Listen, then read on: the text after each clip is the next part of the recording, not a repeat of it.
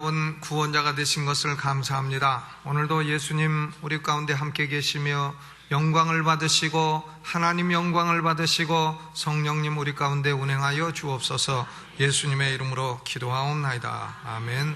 옆에 계신 분과 인사 나누시죠. 반갑습니다. 사랑합니다. 오늘 우리 예배에 지지난주에 소천하신 이은주 성도님의 가족이 오늘 참석하셨습니다. 오빠의 가정이신데요. 잠깐 자리에서 일어나시면 우리가 박수로 위로의 뜻을 표하겠습니다. 이은주 성도님의 가족이십니다. 수원중앙침례교회에 참석하고 계십니다. 감사합니다. 오늘 이사야서 9장 1절로 7절 말씀을 중심으로 해서 흑암의 땅에 임한 큰 빛이라 하는 제목으로 말씀을 드리겠습니다. 하나님의 말씀을 묵상할 때에 추천할 만한 방법 가운데 하나는 그 본문에 서로 의미가 상반되는 단어가 있느냐, 이걸 찾아보는 겁니다. 오늘 본문에는 단연코 반대되는 낱말이 나타나고 있습니다. 하나는 흑암이요, 그 반대는 빛입니다. 흑암은 우리말로 하면 어두움이고 빛은 한자 말로 하면 광명이라. 그러니까 흑암과 광명이 현저하게 대조를 이루고 있습니다. 이스라엘 백성들에게 흑암이 임했다는 겁니다. 어느 땅에 특히 흑암이 심하게 임했느냐 하면 스불론 땅과 납달리 땅이라 그랬습니다. 이스라엘이 몇 개 지파가 있습니까? 12개 지파가 있는데 그 가운데서도 좀 양반 지파가 있고 좀 상름 지파가 있습니다. 예를 들면 유다 지파, 네 번째인 유다 지파는 메시아가 우리 지파로 나올 것이다 해서 프라이드가 대단히 강했습니다. 또 레위 지파 하면 우리는 제사장 지파다 해서 사람들에게 11조를 받고 대접을 받고 그랬습니다. 또 베냐민 지파 하면 막내 지파라 해서 특별한 사랑을 받았습니다. 그런데 납달리 스불론 하면 누가 알아줍니까? 여러분, 납달리가 누구 자식인지 아십니까? 스불론은 누구 아들인지 아십니까? 잘 몰라요. 사람들에게 상놈 취급받고 사람 대접 잘 못 받은 이 지파가 납달리 스불론입니다. 그렇기 때문에 여호수아가 가나안 땅을 차지하고 12지파를 배분할 때에도 납달리 스불론은 제일 북쪽의 변방 지역을 할당한 것입니다. 제대로 대접을 못 받은 지파가 이 두 지파라 하는 겁니다.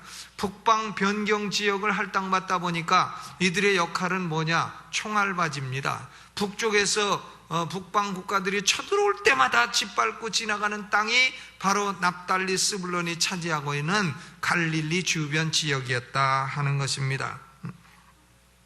이 땅에 흑암이 임했습니다. 이 땅에 임한 흑암은 두 종류입니다. 첫째로는 정치 군사적인 흑암입니다. 아람이 쳐들어오고 아수르가 쳐들어오고 그 뒤에는 더 강대한 나라 바벨론이라고 하는 나라가 마술을 드러내고 있습니다.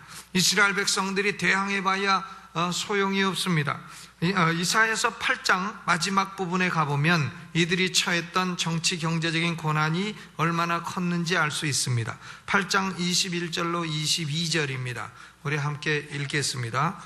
21절 시작. 이 땅으로 헤매며 곤고하며 줄일 것이라. 그 줄일 때에 번조하여 자기의 왕 자기의 하나님을 저주할 것이며 위를 쳐다보거나 땅을 굽어보아도 환난과 흑암과 고통의 흑암뿐이리니 그들이 심한 흑암 중에서 쫓겨 들어가리라 그랬어요. 이 납달리 스불론 땅 갈릴리 주변 땅의 사람들이 헤매고 곤고하고 배고파 줄이고 번조했다. 아주 성질이 났다는 겁니다. 노해서 자기의 왕 자기 하나님을 저주하고 위를 봐도 소망 없고 아래를 봐도 소망 없고 흑암이 있고 고통이 있고 심한 흑암 중에 결국은 쫓겨나는 신세가 될 것이다. 이게 정치, 경제, 군사적인 흑암이에요. 그런데 이런 흑암만 있는 게 아닙니다. 8장 19절 보면 영적인 흑암이 더 큰 흑암이에요. 19절을 읽어봅니다. 시작. 혹이 너희에게 고하기를 지절거리며 속살거리는 신접한 자와 마술사에게 물으라 하거든 백성이 자기 하나님께 구할 것이 아니냐? 산 자를 위하여 죽은 자에게 구하겠느냐 하라 그랬습니다. 이 북쪽에 사는 납달리 스불론 자손들이 하도 외적의 침략을 많이 받다 보니까 이방 종교의 영향을 받았습니다. 그래서 그들 가운데는 지절거리는 자, 속살거리는 자, 신접한 자, 마술사, 귀신의 영향을 받은 자, 하나님이 미워하시는 이방 종교에 이끌린 사람들이 많이 있었다는 겁니다. 그러니까 사회적으로 어둡고 영적으로 어둡게 됐습니다. 그런데 어떻게 이런 사망의 그늘진 땅에 빛이 비추이게 됐는데, 이 빛이 작은 빛이 아니라 큰 빛이라 했습니다. 큰 빛이 임하니까 흑암은 어떻게 되었느냐? 9장 1절처럼 됐습니다. 9장 1절을 읽어봅니다. 시작. 전에 고통하던 자에게는 흑암이 없으리로다. 옛적에는 여호와께서 스불론 땅과 납달리 땅으로 멸시를 당케 하셨더니 후에는 해변길과 요단 저편 이방의 갈릴리를 영화롭게 하셨느니라 그랬습니다. 큰 빛이 임하니까 흑암이 어떻게 됐다고요? 없으리로다. 흑암은 빛이 임하니까 없으리로다. 이 흑암은요, 우리가 주먹 쥐고 싸운다고 없어지는 게 아닙니다. 흑암 보고 야 물러가라 명령한다고 없어지는 것도 아닙니다. 흑암을 한 대 때린다고 흑암이 없어지는 것도 아닙니다. 흑암은 빛이 비추면 저절로 사라집니다. 작은 촛불 하나라도 비치면 어둠은 사라집니다. 하물며 큰 빛이 왔는데 어찌 감히 흑암이 큰 빛 앞에 나는 못 물러가겠다 이렇게 버틸 수가 있겠습니까? 그런데요, 이 이스라엘에 임한 큰 빛이 좀 이상합니다. 여러분, 어떤 사람이 큰 빛이라 하면은 어떤 사람을 상상하겠습니까? 아수르를 단칼에 요절낼 수 있는 큰 장군이라든가, 아니면 바벨론에 가서 말을 잘해가지고 반기문 장관처럼 그렇게 UN 사무총장이 돼서 외교력으로 해결을 하는 탁월한 인물이라든가 이런 사람을 기대할 것입니다. 능력을 가진 사람, 힘을 가진 사람, 어떤 강력한 카리스마를 가진 사람, 이런 인물을 상상할 것입니다. 그런데 하나님의 방법은 그게 아닙니다. 한 아기를 보내주셨다 그랬어요. 6절에 이는 한 아기가 우리에게 낳고 한 아들을 우리에게 주신 바 되었다 그랬습니다. 정치적인 어려움이든 경제적인 흑암이든 전쟁의 문제든 혹은 영적인 어두움이든 이 아기만 있으면 해결이 된다. 하나님이 이런 흑암을 물리치기 위해서 주신 큰 빛은 다름 아닌 이 아기다 하는 거예요. 애를 보내주셨다 이거예요.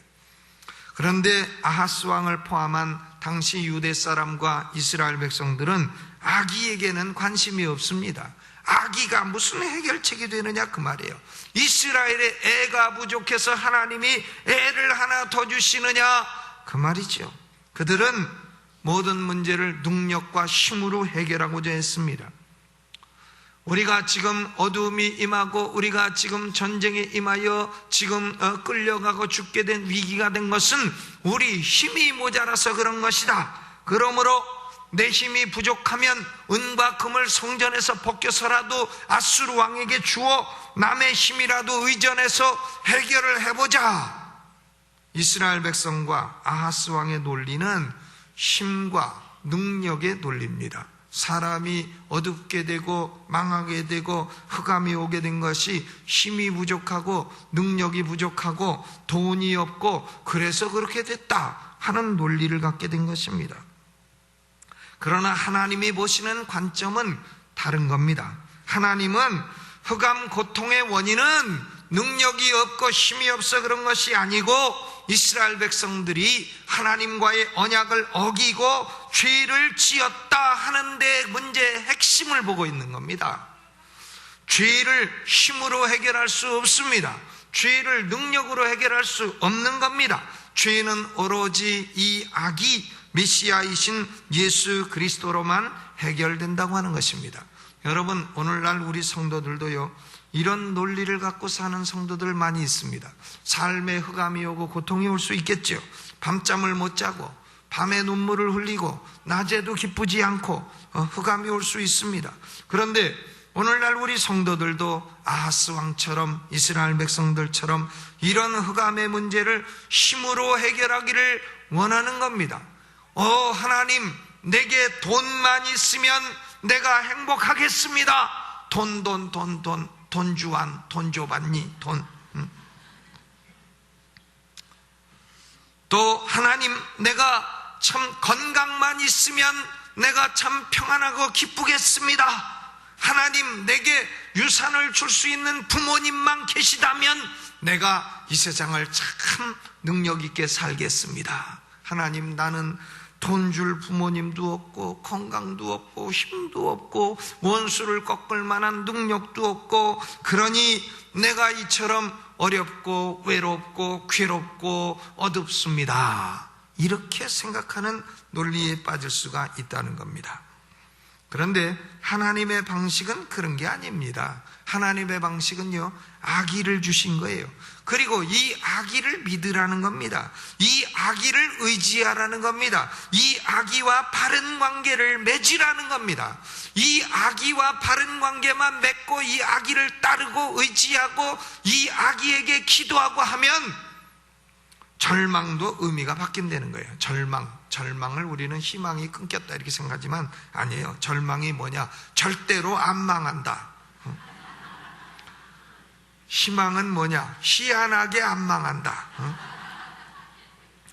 이 아기하고 관계만 잘 맺으면 절대로 안 망하고 희한하게 안 망하고 금방 죽을 것 같은데 도로 살아나고 금방 망할 것 같은데 안 망하고 그렇다는 것입니다.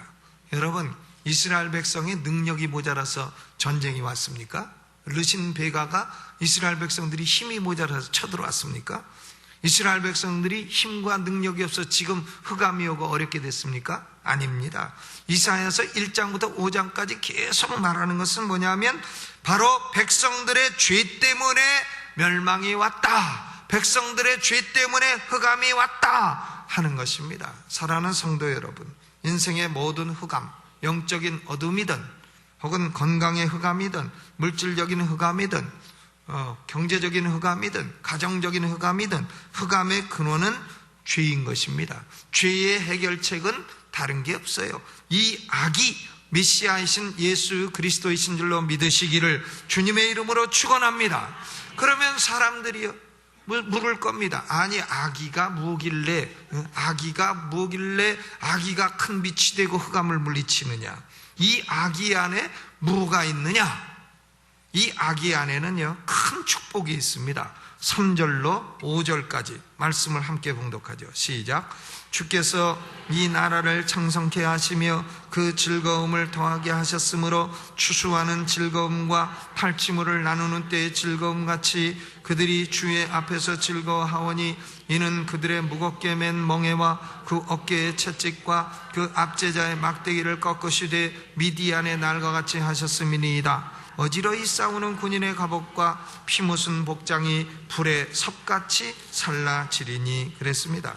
오늘 이 말씀을 보게 되면 이 아기 안에는 4가지 축복이 있습니다. 첫째는 뭐냐면 즐거움입니다. joy. 이 아기 안에는 즐거움이 있습니다. 농사 지은 사람이 추수할 때 얼마나 즐겁겠습니까? 그러니까 그들은 즐거운 마음에 농악을 부릅니다. 또 전쟁하고 승리한 사람이 탈취물을 나눌 때 얼마나 재미있겠습니까? 전쟁할 때는 괴로웠겠지만 그 탈취물을 딱 나누어서 분배할 때에 전쟁은 바로 이 맛에 하는 것이요 이러면서 전쟁을 할 거 아니겠습니까? 우리 예수 그리스도 안에는 이런 즐거움이 있는 줄로 믿으시기를 주님의 이름으로 축원합니다. 마음에 기쁨이 없고 즐거움이 없는 사람은 아기 예수 그리스도를 구주로 영접하고 믿으시고 의존하고 따르세요. 그러면 하나님이 위로부터 즐거움을 부어주십니다. 두 번째는 해방입니다. 리버레이션. 무겁게 맨 멍에를 벗어 던지고 어깨에 놓인 채찍과 압제자의 막대기를 다 꺾어버리기를 미디안의 날과 같이 한다 그랬습니다. 미디안의 날은 언제입니까? 사사기 7장에 나오는 기드온의 시대입니다. 기드온의 시대에 미디안 군대가 쳐들어왔습니다. 수십만의 군대가 이스라엘을 쳐들어왔습니다. 그래서 추수한 것을 다 뺏어갑니다. 이스라엘 백성들은 먹을 게 없습니다. 그렇다고 죽을 수는 없으니까 추수를 어디 가서 하냐면 포도주 짜는 술틀에 들어가서 추수를 합니다. 술통에 들어가서 양식을 조금 추수해서 그것을 몰래 가져다가 먹고 이런 고통을 받게 되었습니다. 얼마나 고통스럽습니까? 이것은 뭘 말하냐면 마귀에 눌려 살고 있는 죄인의 삶을 말하는 것입니다.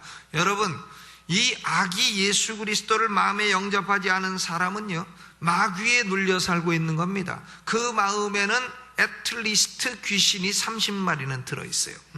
그런데 그건 어떻게 아느냐? 제가 28에 예수 믿었는데 예수 믿기 전에도 저는 착한 사람인 줄 알고 살았습니다. 공부도 잘했고 열심히 살려고 그랬고 박정희 대통령 향해서 데모도 했고 이 사회에 의롭게 되려고 내가 노력도 했고 착하게 살았습니다. 단지 술만 좀 먹었지. 그런데 28에 예수 믿고 나니까 믿고 나서 며칠 있다가 내 마음속에 뱀이 30마리가 득실거렸어요. 뱀이 30마리가. 그런데 십자가를 딱 대니까 뱀 30마리가 쫓겨납니다. 깨보니까 새벽 4시예요. 내가 새벽 4시에 앉아서 내가 지금까지 마귀에 눌려 살았구나. 내가 지금까지 악령에 이끌려 살았구나. 악령이 술 먹어 하면 술 먹고 악령이 가서 바람 펴 하면 피고 내가 그랬구나. 내 속에 귀신이 30마리나 득실득실거렸구나. 나는 착한 사람인 줄 알았는데 내 속에 악령이 있었구나. 여러분, 마귀에 눌려 사는 사람은요, 자기가 아무리 노력을 해도 안 됩니다. 노력을 해도 형통하지 않습니다. 노력을 해도 마귀가 더 세기 때문에 누르고 있는 것이, 어깨에 채찍이 있고 압제자의 막대기가 있는데 어떻게 그것을 제 힘으로 헤쳐나올 수 있겠습니까? 그런데 하나님이 미디안의 날에 기드온과 용사 300을 일으켜서 수십만의 미디안의 군대를 다 물리치고 이스라엘을 해방시키신 줄로 믿으시기를 바랍니다. 예수 안에는 마귀의 세력을 향한 승리와 해방이 있는 것입니다. 예수님 이 아기를 마음의 구주로 영접하면 자기도 모르는 사이에 흑암 악령 귀신의 세력이 물러가고 그리스도의 영인 성령이 우리 마음에 임하시고 우리 마음에 기쁨과 광명이 임하게 되는 것입니다. 그러므로 아기 안에는 즐거움이 있고 해방이 있습니다. 세 번째는 마음에 평화가 있는 겁니다. Peace of mind. 5절을 보세요. 어지러이 싸우는 군인의 갑옷과 피 묻은 복장이 불의 섭같이 살라진다. 사람이요, 갑옷을 입고 다니는데 막 어지럽단 말이에요. 또 옷을 입고 다니는데 피가 다 묻었다. 얼마나 살벌합니까? 무슨 람보도 아니고 살벌하게 피 묻은 옷을 입고 다닌다. 그러면 그 사람에게는 평화가 없고 공포와 죄와 협박에 쫓겨다니고 전쟁에 쫓겨다니는 모습이구나, 그렇게 생각할 거 아닙니까? 그런데 이 아기는 이 모든 갑옷과 피 묻은 옷을 섭처럼 불태워버린다 그랬습니다. 이건 뭘 말합니까? 예수 그리스도는 우리의 죄를 태우시고 우리의 죄를 씻으시어 죄를 용서하시고 마음의 평화를 주시는 우리의 구세주이심을 말하고 있는 것입니다. 여러분, 예수 안에는 이런 평화와 용서가 있는 겁니다. 네 번째로는 이 아기 안에 뭐가 있느냐? 9장 3절이죠. 주께서 이 나라를 창성케 하시며 그랬어요. 창성한다, prosperity 혹은 enlargement. 이것은 뭐냐면 세력이 커지고 힘이 커지고 일이 번성한다 하는 겁니다. 일이 번성해요. 이 아기와 관계를 잘 맺으면 일이 번성합니다. 사업이 어려워지고 가정이 찌그러지고 또 뭘 해도 크게 시작해도 나중에는 안 되고 하는 사람들은 공통점이 있습니다. 무슨 공통점이냐면 이 아기에게는 관심이 없어요. 이 아기, 예수 그리스도에게 아무 관심이 없습니다. 가서 예수 믿으라고 하면 아이고 그런 건 여자나 믿으시오, 남자나 목사나 믿으시오, 목사는 우리 집에 오지 마시오, 미음자도 꺼내지 마시오. 그리고 이 사람들은 다 오직 예수를 믿으려면 내 주먹을 믿는다, 예수를 믿으려면 내 은행 잔고를 믿는다. 예수를 믿으려면 내 힘을 믿는다. 이 세상은 힘의 세상이요, 힘이 있어야 되느니라, 돈이 있어야 되느니라, 능력이 있어야 되느니라 하면서 이것을 추구하며 삽니다. 그런데 나중에 보면 힘도 없고 돈도 없고 능력도 없고 사업에 쪼들려 살다가 그만 건강도 해치고 이렇게 됩니다. 왜 그렇습니까? 예수님만 믿고 예수님만 따르고 돈은 올래면 오고 말래면 마라, 이런 사람은 남느니 돈이요 쌓이느니 재물이고 높아지느니 인기라. 우리 교회 표 한번 하시죠. 딱 내고 시작. 남느니 돈이요 쌓이느니 재물이라. 참 교회 표예요. 누가 없다고 줍니까? 자꾸 있다고 하면 하나님께서 축복해 주실 줄로 믿습니다. 그런데요, 찌그러지는 사람은 참 이 악의를 업신여깁니다. 이 악의를 없이 여기에, 이건 기독교는 여자들이나 믿는 종교라고 생각합니다. 아닙니다. 창성함을 주시는 주인이 바로 이 악의임을 알지 못하기 때문에 그런 것입니다. 청성함은 이 악의 안에 있습니다. 이 악의 예수 그리스도 안에는 즐거움이 있고 해방이 있고 평화가 있고 청성함이 있는 줄로 믿으시기를 주님의 이름으로 축원합니다. 그러면 이 악의가 도대체 어떤 존재이길래 이런 축복이 이 악의 안에 다 들어있느냐 그 말이에요. 이사야 선지자는 이사야서 7장으로부터 계속해서 임마누엘의 은혜를 말하고 있습니다. 거기 9장 6절로 7절 같이 읽어봅니다. 이 아기의 본질이에요. 시작. 이는 한 아기가 우리에게서 낳고 한 아들을 우리에게 주신 바 되었는데 그 어깨에는 정사를 메었고 그 이름은 기묘자라 모사라 전능하신 하나님이라 영존하시는 아버지라 평강의 왕이라 할 것임이라. 그 정사와 평강이 더함이 무궁하며 또 다윗의 위에 앉아서 그 나라를 굳게 세우고 자금 이후 영원토록 공평과 정의로 그것을 보존하실 것이라. 만군의 여호와의 열심히 이를 이루시리라 그랬습니다. 이 아기의 본질은 뭐냐? 여러 가지 이름이 있고 기묘자, 모사 있지만은 이 아기의 본질은 전능하신 하나님이라는 겁니다. Almighty God. 이 아기는 보통 아기가 아니고 전능하신 하나님이라. 하나님이 인간의 육신을 입고 오셨다. 성육신의 역사를 말하는 것이고 이 아기의 이름이 그러므로 우리와 함께 계신 하나님 임마누엘이 되는 것입니다. 여러분, 이사야 선지자는 지금 이 아기의 본질이 임마누엘이라는 걸 말하는 거예요. 우리와 함께 계신 하나님이시라는 것을 말하는 것입니다. 임마누엘이 함께 계시면 죄악은 용서되고 절망은 희망되고 흑암은 빛이 되고 실패는 성공되고 고통은 기쁨되고 패배도 승리가 된다는 것입니다. 이사야 선지자는 이 아기가 바로 우리와 함께 계시는 하나님 예수 그리스도이심을 증거하고 있는 것입니다. 여러분, 이 세상의 정치 문제, 우리가 막 대한민국 정치를 위해서 기도합니다.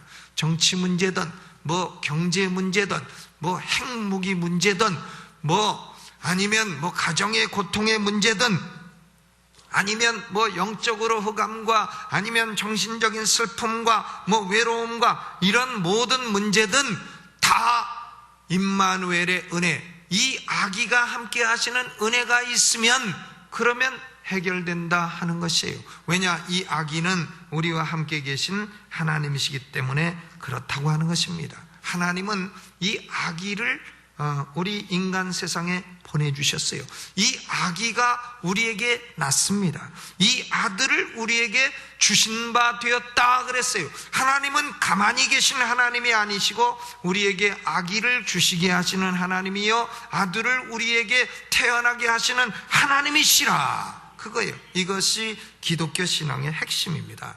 여러분, 기독교 신앙은 뭡니까? 하나님은 멀리 떨어져서 저 2억 마일리 멀리 떨어져서 우리 문제에 무관심하고 우리가 슬퍼도 아무 관심 없고 외로워도 아무 관심 없고 배고파도 신경 안 쓰고 슬퍼도 네가 슬프면 너 혼자 슬퍼라 이런 무관심한 하나님이 아니시라는 겁니다. 하나님은 우리의 삶 속에 아들을 보내셔서 개입하시고 간섭하시는 하나님이시라 그겁니다. 여러분, 하나님이 내 문제 알고 계실까? 하나님은 내 문제 모르실걸? 이렇게 생각하지 마세요. 하나님이 내 인생 지금 길을 알고 계실까? 아마도 모르실걸? 이렇게 생각하지 마세요. 하나님은 우리의 삶에 개입하시고 간섭하시고 인도하시고 우리의 삶 가운데 시시각각 함께 하시고 분분초초 함께 하시고 인도하시고 축복하시는 임마누엘의 하나님이신 줄로 믿으시기를 주님의 이름으로 축원합니다. 하나님이 우리 삶의 모든 문제에 개입하십니다. 하나님이 지금도 우리의 삶의 모든 문제에 개입하시고 인도하시는 거예요. 잘못한 사람은 하나님이 벌도 주시는 겁니다. 자식이니까 벌을 주시죠.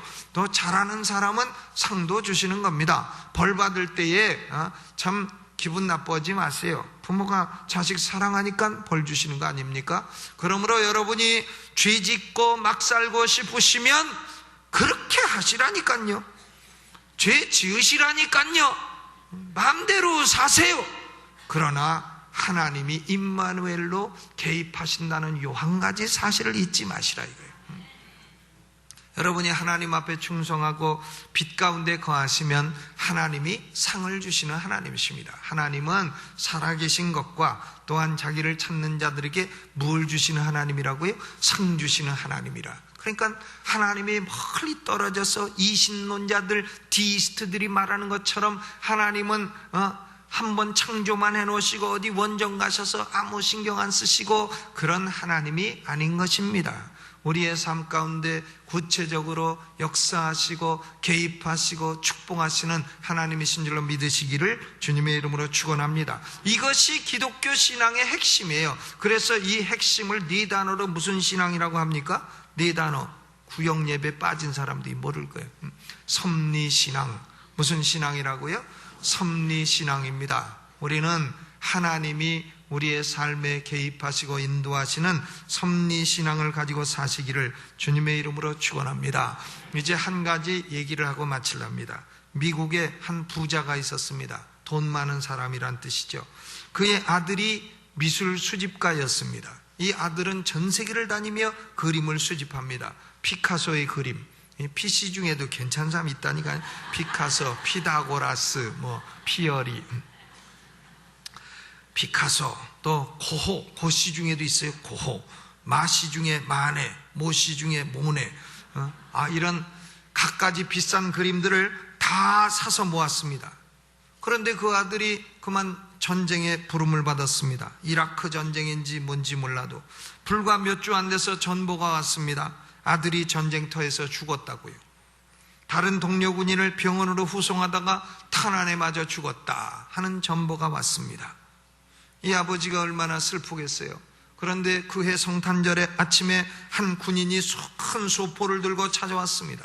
이 군인이 말합니다. 저는 당신 아들이 병원에 후송와서 살려준 그 군인입니다. 그런데 당신 아들이 나를 이렇게 구해주느라고 죽게 됐습니다.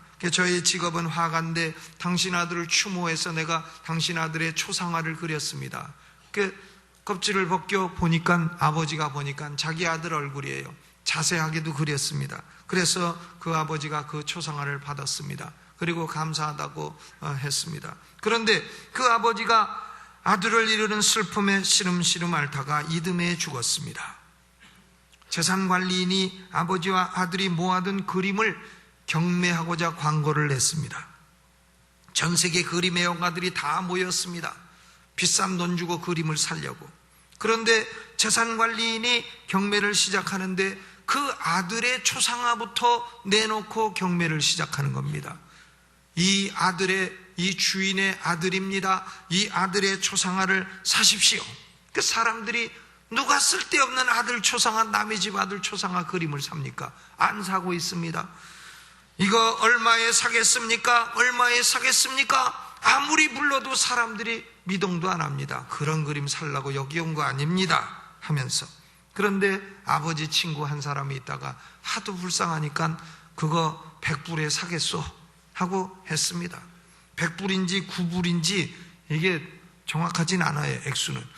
그런데 100불 이상 없습니까? 없습니까? 아무리 불러도 아무도 100불 이상 부르는 사람이 없습니다. 그래서 그 아들의 초상화는 100불에 낙찰됐습니다. 그리고는 재산관리인이 말합니다. 경매는 끝났습니다. 그래서 사람들이 깜짝 놀라요. 아니 왜 끝났냐? 우리가 피카소 그림 사러 왔지, 마네 그림 사러 왔지. 그러니까 다 수군거리고 할 때에 재산관리인이 이렇게 말을 합니다. 우리 돌아가신 어르신이 유언을 남겼습니다. 내 아들의 초상화를 사서 간직하는 사람에게 모든 그림을 거저주라고. 여러분, 아들 예수 그리스도 안에는요, 모든 그림을 거저주는 축복이 있는 것입니다. 이 아기를 우습게 하지 말라 이거예요. 이 아기를 멸시하지 말라 이거예요. 이 아기 안에는 온갖 좋은 보화들이 다 들어있는 겁니다. 그러므로 예수 그리스도가 태어날 때에 뭐라고 예언했습니까? 이 아기가 사람이 흥하고 망하는 표적이 되리라.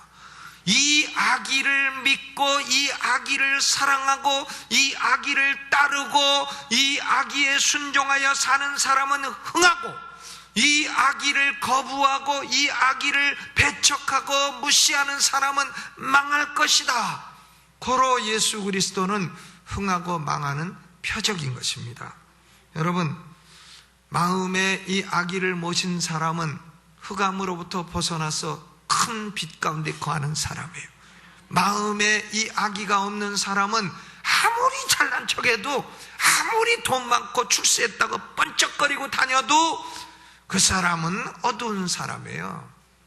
진리의 기본도 모르는 사람이에요. 그 사람은 흑암 가운데 거하는 사람이에요. 인생을 흑암 가운데 살다가 영원한 흑암에 떨어질 불쌍한 존재인 것입니다.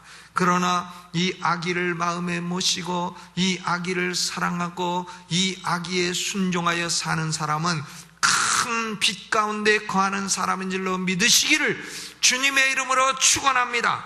저는 목사로서 하나님 말씀 본문을 어떤 것을 대하든지 간에 제가 성도들에게 말씀드릴 수 있는 건 그겁니다. 아기 되신 예수 그리스도, 이분을 가까이 하는 것이 축복의 근원이라. 이 아기를 멀리하면 우리에게는 흑암과 고통이 올 뿐이요, 이 아기를 가까이 하면 축복과 은혜와 사랑과 감사와 즐거움이 넘치게 될 것이라. 고로 사랑하는 성도 여러분이요, 날마다 삶 가운데 메시아 예수 그리스도를 가까이 하시고 빛 가운데 행하며 사시는 성도들 되시기를 주님의 이름으로 축원합니다. 오늘 이 말씀 생각하며 음악을 반주하는 중에 우리 두 손 들고 주여 3번 크게 부르고 통성으로 기도합니다. 주여 주여 주여. 여러분 소리내서 기도하세요. 여러분 마음속에는 아기 예수 그리스도가 계십니까? 마음속에 예수님을 구주로 영접하셨습니까? 오늘도 흑암 가운데 행하지 아니하고 빛 되신 예수 그리스도를 따라 살고 있습니까? 이 아기는 사람이 흥하고 망하는 표적이라 하였습니다. 힘이 없어 망하는 것이 아니요, 능력이 부족해서 어두운 것이 아니요, 돈이 없어 괴로운 것도 아니요, 오로지 이 아기를 멀리하고 이 아기를 무시하고 이 아기 예수 그리스도와 관계를 맺지 아니함으로 우리의 삶에는 정치적인 고통도 경제적인 고통도 영적인 고통도 임하게 되는 것입니다.